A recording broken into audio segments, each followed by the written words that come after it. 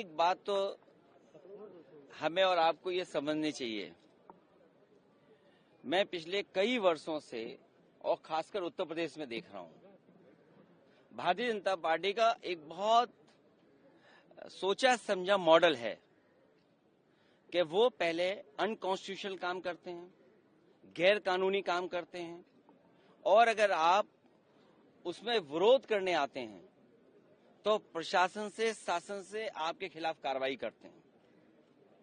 जिस तरह का भाव राज्यसभा में था वो बाबा साहब भीमराव अम्बेडकर जी का अपमान है।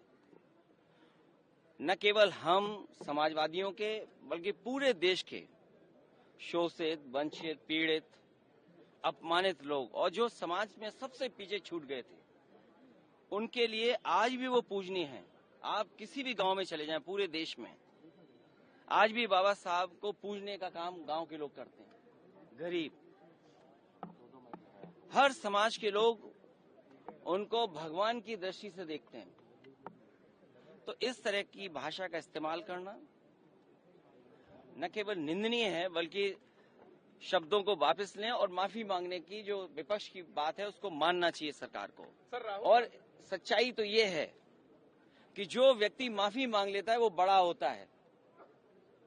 माफी मांगने वाला व्यक्ति हमेशा बड़ा होता है।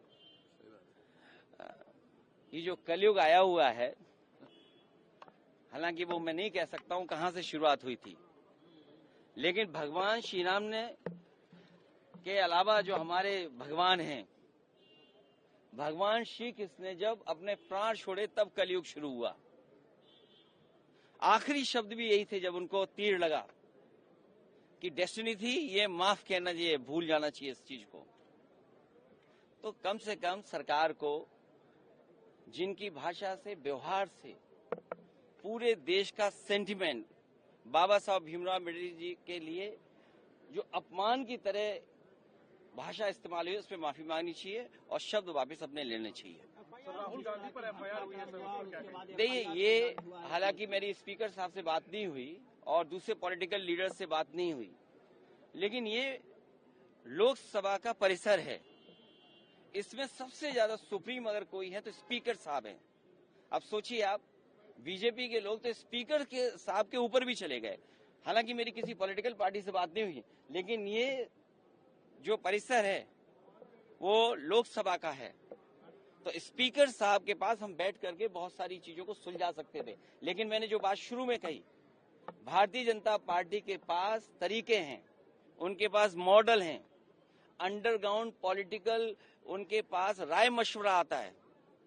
वो कब ध्यान हटा दें, और पहले तो खुद अनकॉन्स्टिट्यूशनल काम करते हैं, पहले खुद गैरकानूनी काम करते हैं और फिर शासन प्रशासन से ऐसा कुछ करते हैं जिससे कि दूसरे पर आरोप लग जाएं। और मैं तो फरक्काबाद के सांसद जी को देख रहा था, वो सर्टिफिकेट वाले सांसद हैं।